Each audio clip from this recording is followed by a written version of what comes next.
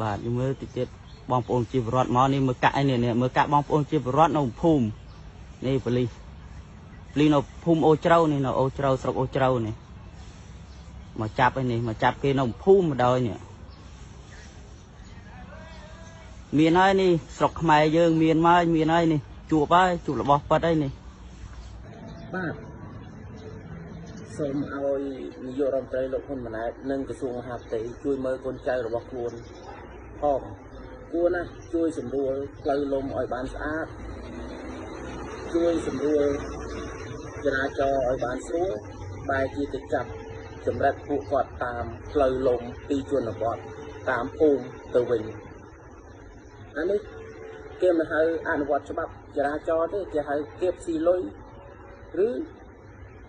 ធ្វើស៊ីពួកគាត់ចាប់ចម្រិតពួកគាត់បាទសូមផ្ញើជូននាយករដ្ឋមន្ត្រីនិងក្រសួងមហាផ្ទៃផងបាទ